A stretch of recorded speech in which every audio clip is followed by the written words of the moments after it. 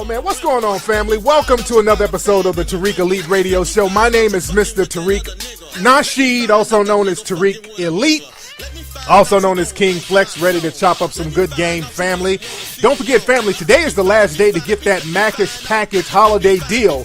Go to TariqRadio.com and get that Macish Package deal. Today is the last day. The sale ends at midnight tonight. You get all types of good goodies with that Macish Package. And again, you only have a few hours to take advantage of that, family. On that Macish Package, you're going to get the Tariq Elite Flex Boots. You're going to get the International Sunglasses. You're going to get the Cooperate Hat. You're going to get the No Justice T-shirt. You're going to get the Heraldry T-shirt. You're going to get the Liberty T-shirt. You're going to get the Mac Lessons DVD and the Eugenics DVD. And you're going to get all that for just $99. So you go to TariqRadio.com and take advantage of that deal, ladies and gentlemen. We're going to take some calls on today's show. The phone number is 818-850-5404, ladies and gentlemen. And we're going to take a real quick commercial break, and we will be back with some phone calls, ladies and gentlemen, right here on Tariq Radio. Fact. In 1986, a document titled Silent Weapons for Quiet Wars was discovered. In it, a plan to control humanity in the form of a third world war. Case Ultra presents a new monthly t-shirt and magazine series exploring a fictional yet possible reality of events based on that document. See tragedy and hope unfold in each issue and get a high-quality t-shirt, magazine, and free stickers every month. Sign up now at CaseUltra.com. Use the coupon code KFLEX and you get 50% off on everything on the site. That's CaseUltra.com. Arena Players, that's located in downtown Baltimore, Maryland. That's one of the oldest African-American community centers in the country.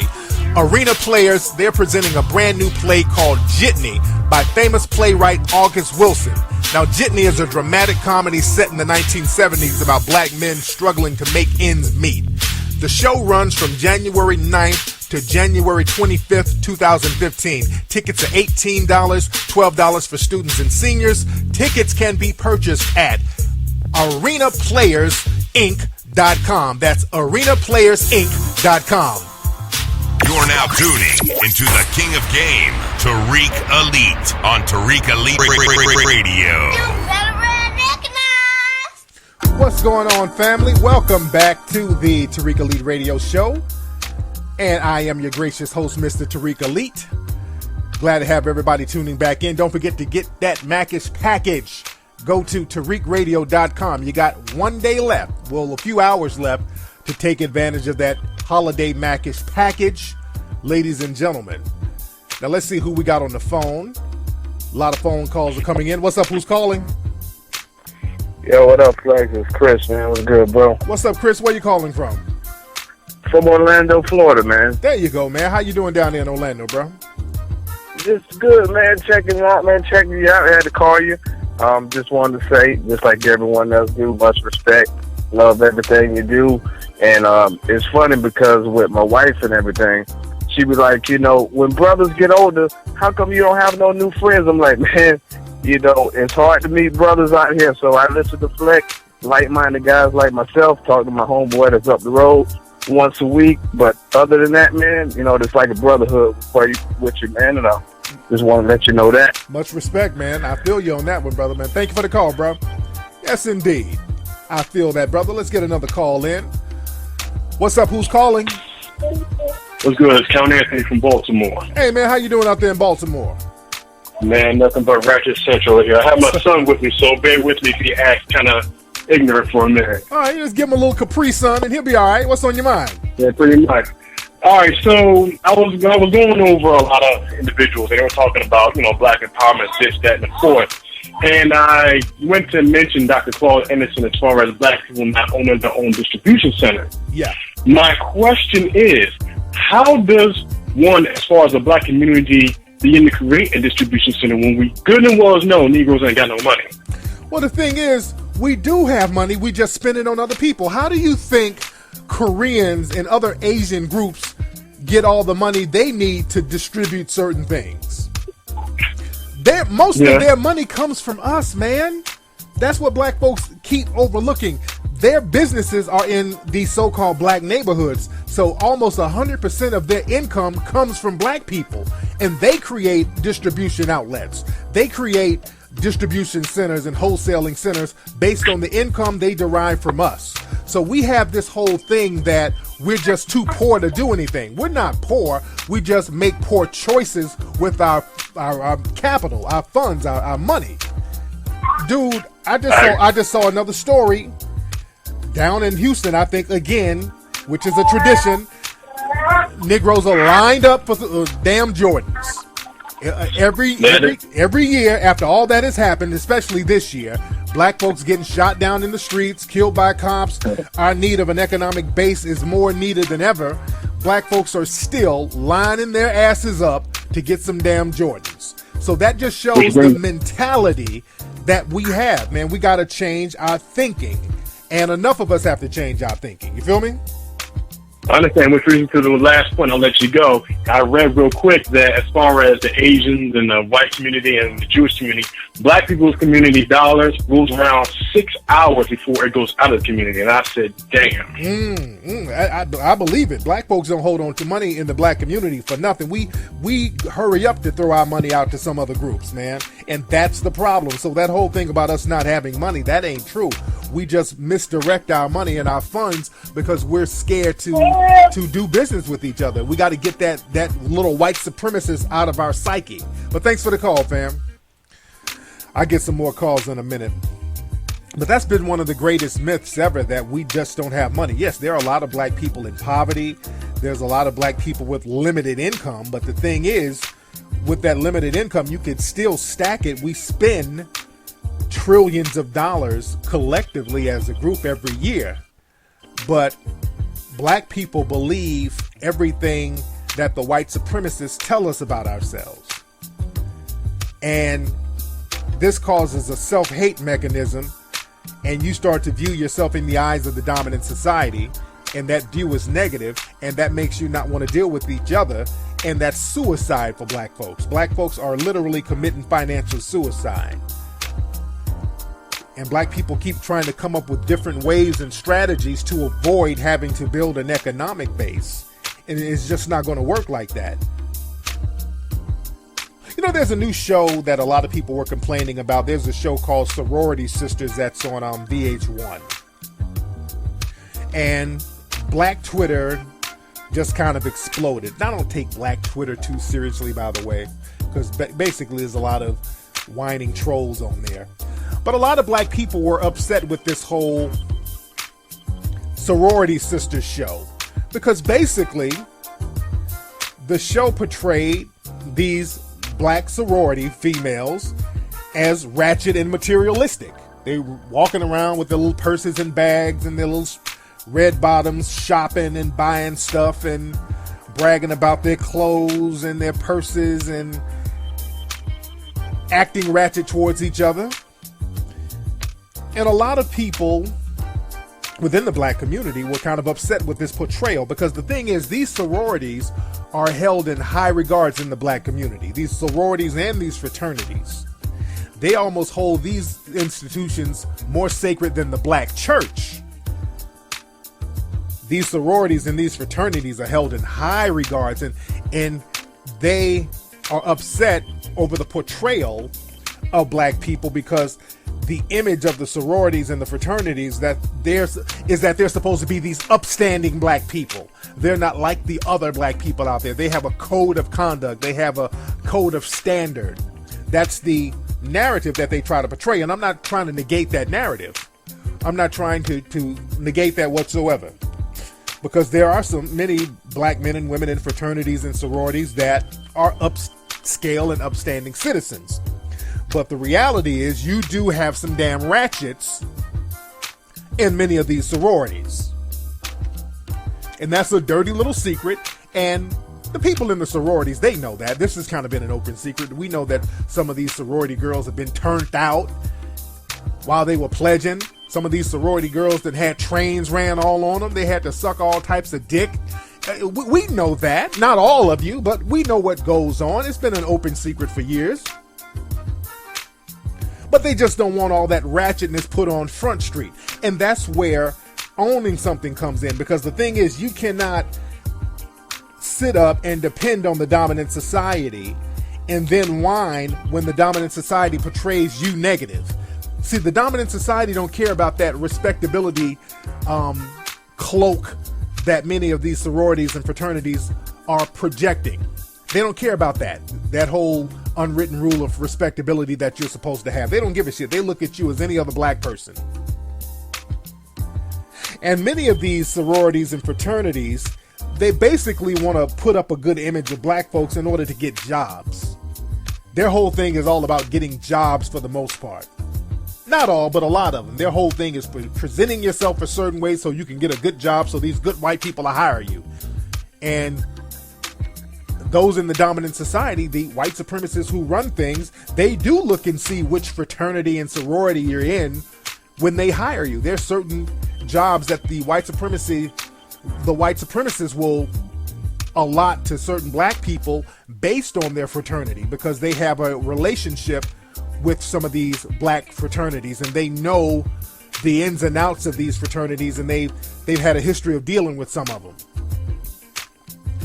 I know in radio there's a lot of people from particular frats and sororities.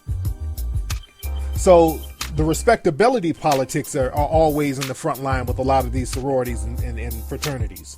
But the thing is, if you're in a position now where you're not owning anything or controlling anything, you can't complain about how your image is being portrayed. You can't do that. Because again, when it comes down to it, those in the dominant society, they don't give a shit about your fraternity.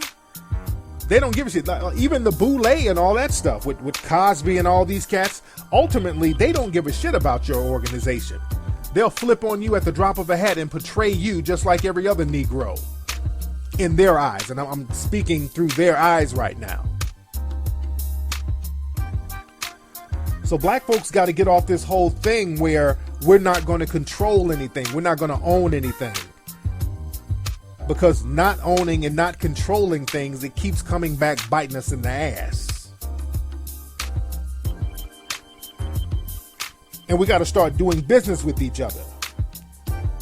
My wife and I, we got a black midwife because we're about to have a baby in a couple of months. A new baby. We already have children, but we're having a new baby in February. We got a black midwife. And this sister is basically the only certified, from what we know, the only certified black midwife in Los Angeles. Now, granted, a lot of times when black people try to go into business for themselves and create job opportunities for themselves, sometimes the white supremacists will make it more difficult for black people. This is why black people should stop trying to negate the fact that white supremacy exists, because I see that a lot too. A lot of black people will try to pretend that white supremacy doesn't exist or to not talk about white supremacy. I hear this narrative a lot from black folks, because a lot of times black people are again trying to impress white people and not offend white people so they can get jobs. So they do not like to talk about the existence of white supremacy. But white supremacy is a real phenomenon, and what you do as a black person, acknowledge the presence of it, and then you not fall for the traps that white supremacy sets for you. Because white supremacy sets up traps for you to fall in if you're a black person. So the key to the game is to avoid those traps and those pitfalls and hustle around white supremacy as best as you can. But as far as the midwife thing, we were going to get a midwife anyway, and we were looking for black folks. And we did it right on time, because I talked about this on Ustream. We had a medical facility we were going to first. That was a white-owned one that's close to our house.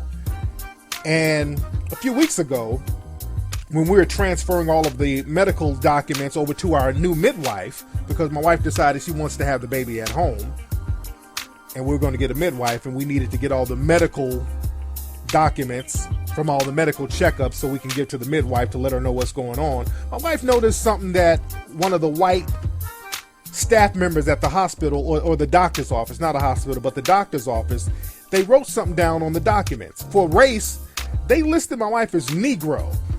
They literally had the words Negro written down.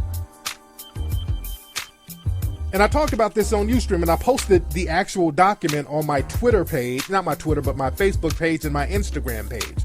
And there was a lively discussion about it. For race, they put the word Negro. We were like, who in the hell did that? So, we called the doctor's office, and, they were, we gotta find out who did it, blah, blah, blah, blah, blah. Now, we know nothing is going to happen. My wife talked to the doctor's office today. They called today and they were apologizing, and they said, well, we had a meeting with the staff and we had to let them know what terms to use and what terms not to use, and we had to teach them about using updated terms, and they gave us this bullshit jive ass pitch. And basically they're not going to do anything about it. They're not going to do anything. My wife said, are y'all going to fire somebody or suspend somebody? And they were like, well, we're just going to have another meeting. And, again, the old rule is white people don't get fired. They just get transferred. So they're not going to fire anybody. They're not going to reprimand anybody, because that's the mindset of that facility. For one of those employees to put that down, they were being slick when they were doing it. They were being slick, and they were trying to be a little low-key white supremacist. And this just goes to show how important it is for us to start doing business with our own, again, because you never know who the white supremacists are. And like I was saying earlier, a lot of times black people, when you try to create your own businesses, your own facilities, sometimes the white supremacists will throw up a lot of obstacles for you. We know, for example, this sister who's our midwife, again, she's the only black one in Los Angeles. For black people to start midwife businesses, they make black people jump through all types of hoops to get licenses and to get certified. They make you jump through a whole bunch of hoops and a lot of red tape to deter you from doing that. I know of one case over in Oregon, there was a sister who wanted to get a natural hair shop. She wanted to get a natural hair salon. I think it was in Oregon. Somebody hit me up with this. And they tried to make this sister go through all types of red tape and certification processes. She had to pay extra money to do natural hair in order to get a license. They do all types of things to deter you from starting businesses, but don't let that deter you. Sometimes you got to hustle a little harder, but when you get everything you need to get in order, you can be independent and you don't have to depend on the dominant society. But we must acknowledge that sometimes the white supremacists, they do put obstacles in front of us to deter us from doing what we need to do. But that's not going to cause you to stop. You hustle around that. Let me get another call here. What's up? Who's calling? Hello. What's up? Who's this? Hey, man, what's good, Flex? What's up? Who's this? Who is this?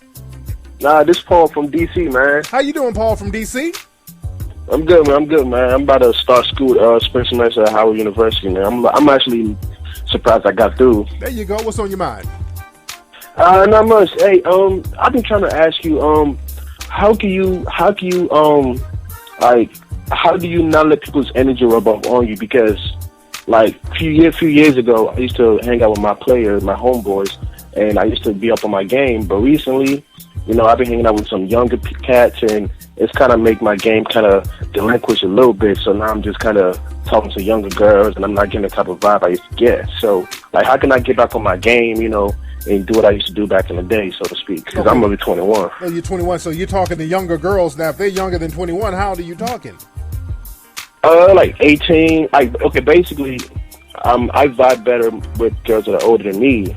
But now these girls don't want to play games, they want to give me the run around, and I don't have time for that, for real. Some of these younger girls want to do that? Yeah. Well, the thing is, dude, you're 21, man, and what you're doing now, man, you're hustling backwards. And a lot of dudes start hustling backwards when they feel like they can't move forward with their game. When they feel a deficiency in their game, dudes start regressing back into shit that's comfortable for them. And that's what you can't do, brother. when you start getting adversity, you can't start going back into that old high school comfort zone because now you've outgrown that. And it's frustrating you because now you got to deal with little high school bullshit from these young girls. You're a grown-ass man now, so you need to charge them to the game if that's what they're doing. They're playing high school games with you. And I'm not saying that all 18 and 19-year-old girls are high schoolish, because there's some 18, 19-year-old girls that are more mature than 28, 29-year-old people. So it's just the mentality. Right. It's the mentality. But it sounds like you're falling back into the same circle as those girls. You understand? And that's the problem. See, if you were dealing with them on your level, you could upgrade their mentality. You dig? But you're dealing with, feel me on this. I want you to follow me. You're dealing with them on their level. You're fucking around in their circles. You're hanging around high school niggas and high school chicks. So now they're dealing with you as a high school nigga. Instead of them dealing with you as a grown-ass man, you're bringing them into your grown man world where you can lace them with game and upgrade them. You see what I'm saying? Yeah, but King Flex, the thing about it is when I come at them with the Crips mouthpiece, you know, they think I'm speaking a little different language. Like, they don't really understand. Like, they like, oh, who's this nigga? You know, speaking all proper. You know, he's too much. So I don't know how to really tailor my game down to their level. But the thing is, the thing is, you're campaigning in the wrong spot. You're campaigning in their circles, and you need to find the ones who are choosing to be in yours. You understand that? See, you got to be posing to be chosen right now, brother. And right now, you ain't posing correctly.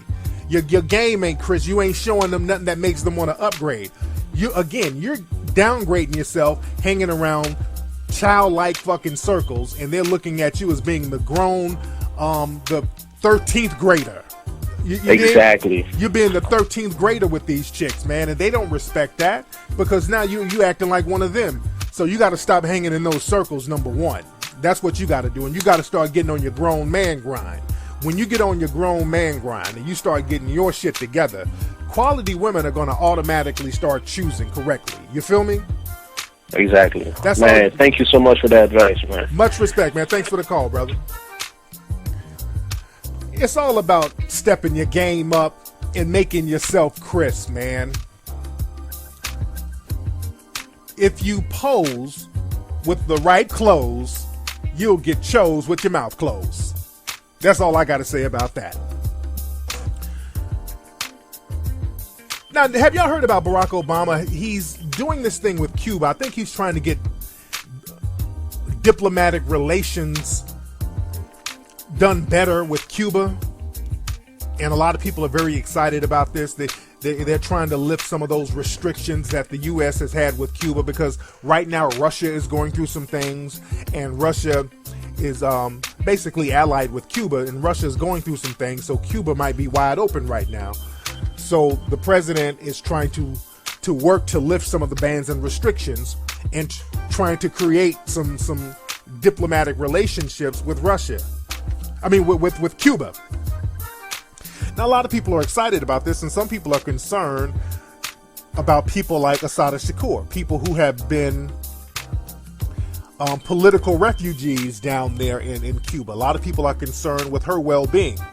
Are the Cubans going to turn over Assata Shakur to the FBI? Because this black woman who was accused of killing police officer back in the 1970s, and many people say she was falsely accused, and she was down with the Black Panther Party, and she's been on the FBI's most wanted list, and I think they have on a terrorist list, and this woman is damn near 70 years old. 70-year-old black woman is nobody's terrorist, and she's more of a political prisoner than anything. Are they going to try to bring her to American justice, which is injustice, basically? I would find that very ironic if they tried to do that, and you got so many cops out here killing black people on a weekly basis and legally getting away with it, and none of them have been brought to justice. But I'm just throwing that out there, by the way, family. Let me get another call here. Let's see who we got. What's up? Who's calling? Hey, I finally got through. Tariq Nasheed. Yes, this is Jay, man. I'm calling out of Tucson, Arizona, but I'm by way of Detroit, Michigan. Me and we both got the same hometown and whatnot. Big fan of your work, man. Got Arda Mack and the McLaughlin, Tara B played. I even put my cousin up on that, but she's a female and she liked the book a lot. Big fan of your work. I got two quick questions. I know you're kicking game on the show right now. Yes. Previously, you did a show about how to trump the sex card. How can I, real quick, just let that not play a factor in dealing with females? And the second question, the book Black Players, I'm actually friends with the author, or she's the co-author, Richard Milner's ex-wife. I was wondering where I can find that book at. You can get it on Amazon. The book is available on Amazon. You can still get it on Amazon.com. It's available right now. Okay. Yeah, very good book, man. Real deep game in that book. But as far as trumping the sex card, man, it's all about being disciplined, man. Because, see, women, they can smell thirst from a dude. They can smell sexual thirst. They can tell when a dude is thirsty and low-key desperate for sex. They can tell by your body language. They can tell by your aura. And when they smell that and when they sense that, they start using that to manipulate you and control you. So you gotta genuinely discipline yourself so that you can't be controlled by that. Even if you meet a woman and you really want to hit it, you got to control that to the point where you can be in a position where you can turn it down and be all right. Women can respect that. So that's the way you trump that. You feel me? Cool, because what I've been doing is I've been switching up the game a little bit. I remember you saying the importance of having a woman engaged in a basic general conversation without her thinking that the only thing that you want is sex from her, or just wanting anything of value from her, and just taking just a real general cool game to her, letting her know that you representing yourself and letting her know that, you know, you qualified and that she's qualified and that you somebody she need to be dealing with. Absolutely. And the thing is, man, you got to genuinely be interested in just having a cool conversation with the female and just getting to know her on a psychological level. You got to really be into that and be cool with that. Even if the woman is fine with ass and titties just pouring out everywhere, you got to be able to stick with the mind. You got to be right there in the head. You got to be in the mind, and you got to be able to charge all that to the game, and she has to sense that you can charge all that to the game. Even if women start trying to tease you or whatever, you got to keep your composure and let her know that, okay, this is cool and all that.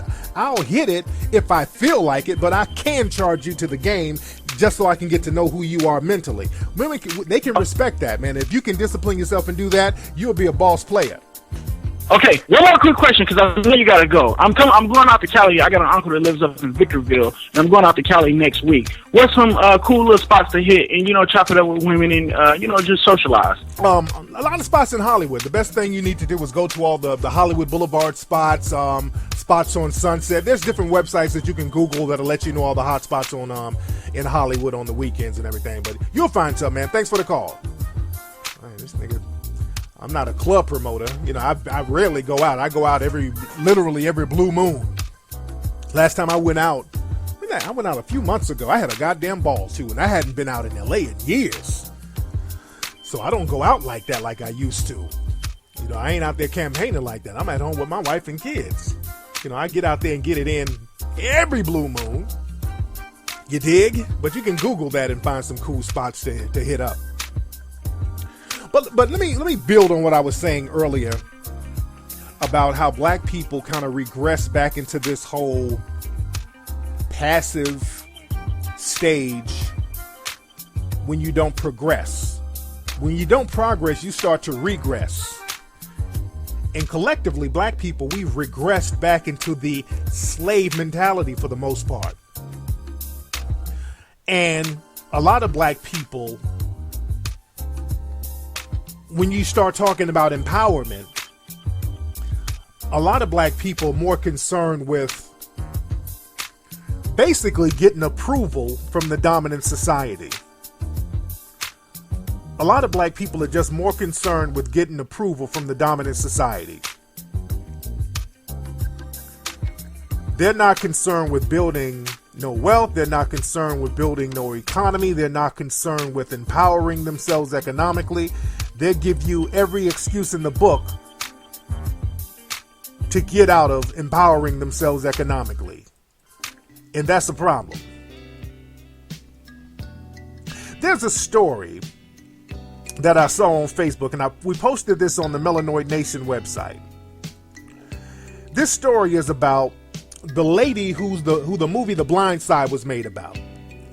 The movie The Blind Side was made about a lady named Leanne. How do I pronounce this lady's name? It's spelled Tuohy. Toey. I don't know the exact pronunciation of it, but it's spelled Tuohy. Now, this was the adopted mother of football player Michael Orr, the black man who the movie The Blind Side was about. And I say the movie was about Leanne, and it was not about Michael Orr, because the book was about Michael Orr, but the movie ended up being about the white lady and how great she was for saving this little Negro child from his crack-addicted mother and bringing him to greatness. It's one of those white feel-good stories. And The Blind Side won all types of Oscars, and Sandra Bullock she was America's darling, and basically she became the Blind Side in real life. She adopted her little old black baby. So there was a story that came out about this lady, because this lady, by the way, Leanne, she's a Southern white lady. She's a conservative too. And she posted something on her Facebook page. And this is what she posted. She said, "We see what we want. It's the gospel truth. These two black boys were huddled over in a corner, nose to nose, and the person with me said, 'I bet they're up to no good.'" Let me pause for a minute. Now, on this Facebook post she made, there's a picture of her with these two black teenagers. She's smiling and they're taking a picture next to her. Let me go on and read this. Now, she said, "Well, you know me, I walked over and I told them to scoot over.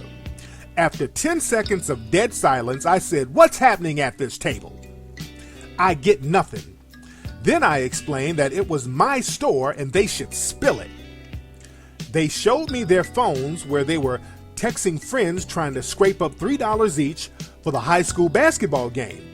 Well, they left with smiles and money for popcorn and bus fare. See, we all have to stop judging people and assuming and pigeonholing people. Don't judge a book by its cover. Or however you like to express that sentiment, accept others and stop seeing what you want to see." And when she put this post up, the whole post went viral. Thousands of black and white people, mostly white people, suspected white supremacists, were praising her. "Oh, God bless you, Leanne. You're such a sweet lady. You're so great. You're so wonderful. You're so kind-hearted."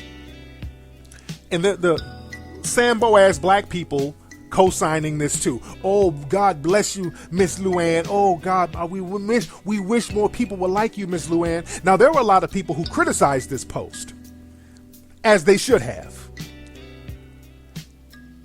A lot of people did criticize this post, but I was shocked by the number of black people who were co-signing it. And when we put it up on the melanoidnation.org website and we put it on my Facebook page, there were a few black people saying, "Well, come on, man, there's nothing wrong with that. She seems like she's kind-hearted."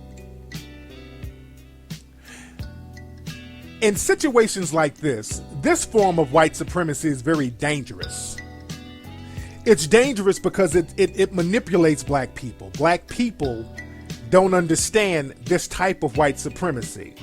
And this was white supremacy all day. And what makes it dangerous is that this kind of white supremacy comes with a bow and a pretty ribbon wrapped around it.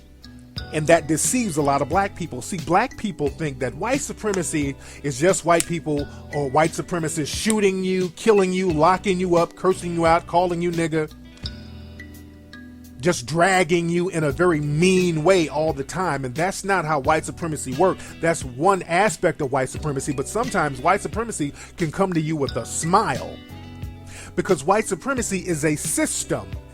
I say this in most of my lectures. White supremacy is a system. And black people get confused about white supremacy being how a person treats you individually. As long as the system of inequality is intact, the white supremacists have no problem treating you on an individual basis pretty nice sometimes. They can smile. They can grin in your face, as long as you know your place within the system of white supremacy. And this post by this woman, Leanne, is indicative of that.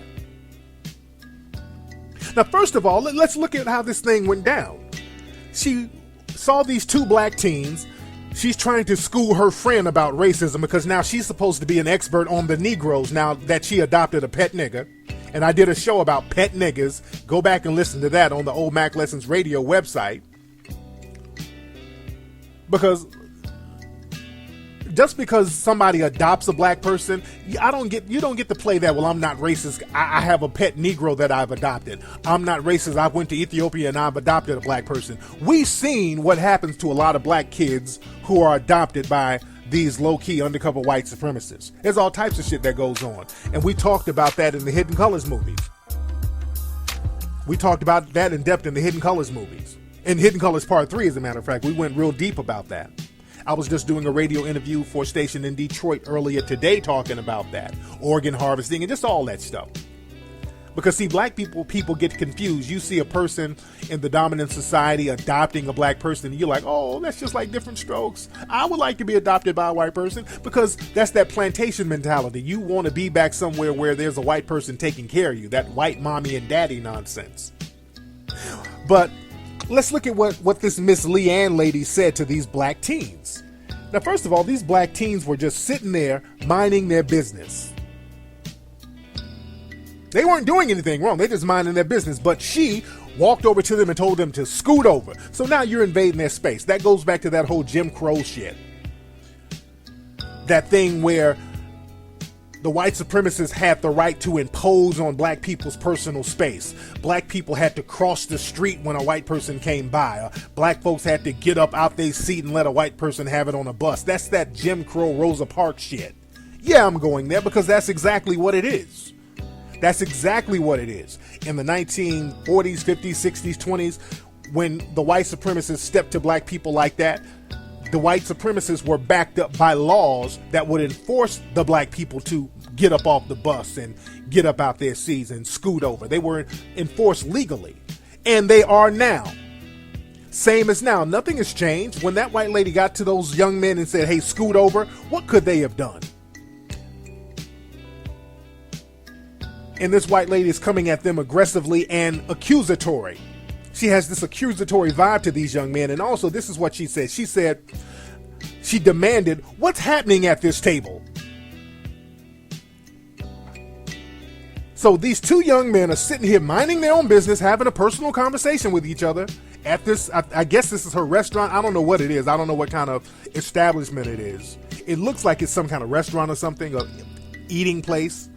But they're just sitting there minding their business, having a conversation. Some random white person comes up and says, hey, scoot over. What's happening at this table? That's that whole shit. That's like asking a slave for his freedom papers. What you doing out here, nigga? Show me your business. That's part of that white supremacist culture where black people have to explain their existence based on the white person's stereotypes. Based on the stereotypes that the white supremacists had. We're forced to explain our existence and our presence. That's white supremacy all day. And then she said, she told these black teens when they were quiet, because they were probably scared shitless with this aggressive white woman sitting next to them who they knew was going to call the cops on them, or probably already called the cops on them. She's telling them to spill it because they're quiet. They don't know what to say. And what do you say? Spill what? We're not doing anything. So she's like, y'all better spill it. Like they're in an interrogation room or something. And the thing is with this lady, Leanne, her dad was like a U.S. Marshal. So this woman grew up in a family of law enforcement. So she knows the mentality of white officers and their relations to black people. She's very aware of that. She's very aware of that. All that kind-hearted Southern Belle bullshit. She's very well aware of her privilege as a white person and how she can get on that phone and anything she says about those black people will be believed. As we've seen in this country repeatedly, where black people have been murdered by law enforcement based on the false accusations of a white supremacist or a suspected white supremacist. These boys on a subconscious level had to know that. So now that she's interrogated these young men and they basically said, we just talking to our friends and, we trying to go to a game. Now she wants to clean it up by giving them some bus fare and some money for food, which is the equivalent of giving you some butter biscuits. Here, nigga, here's some butter biscuits for your inconvenience. See how nice I am as a white person? See? Can't you all be like me and we all just get along and see past race? You see how fake and disingenuous that is? That ain't nothing but straight up and down hardcore white supremacy. Now that the Negroes have checked out in her eyes, now everybody let's get together and sing Kumbaya. Here's a couple of dollars for your worries. See how good I am? And there's black people who are so coonish and desperate for white supremacy approval, they don't see the racism in that, the inherent racism in that. And to me, that's very dangerous. That's more dangerous than somebody just yelling out nigga, nigga, nigga, nigga, nigga. Because now this type of racism tricks the hell out of black people, because that person, the Lee Ann's of the world and all these other people, they still have that plantation slave mentality, that plantation slave owner mentality. And black people and other people will say, well, hell, she can't be racist. She adopted a poor little black kid. Dude, Thomas Jefferson had black kids. A lot of slave owners had black kids. They didn't stop slavery. Slave owners laid up with black women and black men. That didn't make them stop slavery. They had black people all in their houses. That didn't stop the institution of slavery. The white supremacists had black maids and black butlers living in their houses after slavery, all up into the 1960s. That didn't stop the system of white supremacy. So we got to get off that whole thing just because a person is being nice to you if they're not practicing white supremacy. And we got to stop regressing with our game. You got to stay on point. We can't keep regressing back into this plantation mentality. And that's the problem, man. A lot of people, when you can't figure out something, when you don't know how to move forward and you don't have the will to move forward, you start regressing. Just like the callers were calling in, they're regressing back to messing with chicks who are just fresh out of high school with that high school mentality, and they're not upgrading these females because these dudes were not empowering themselves. When you don't empower yourself, you regress. These dudes were not stepping their game up. They were not building nothing for themselves. So now they're falling back with ratchet ass chicks with an immature mentality. Same thing with dealing in the system of white supremacy. When you do not empower yourself, when you don't build nothing for yourself, when you don't create nothing for yourself, when you don't own nothing for yourself, your ass start regressing back into this coon, buck dancing, thank you, Missy, thank you, massa, for the crumbs you give me mentality. And that shit ain't gonna work, family. All the buck dancing and ass kissing, that's not saving you from white supremacy. That's making you more vulnerable to white supremacy. So we can't be out here regressing. We gotta stand up, move forward, change yourself, change your game, and that's going to create a system of empowerment that will protect you to a certain degree from systematic white supremacy. Got it? Man, hit me up, y'all. I got a lot of lectures that I'm going to be doing in early 2015. I'm doing some stuff in Chicago, late March. We're finalizing that. I'm going to be in London. I'm in the promoters. Shout out to the brothers and sisters who are the promoters. They hit me up. We're negotiating the whole London lecture. That's going to be a big one. That's going to be in March. A lot of people want me to do stuff in February.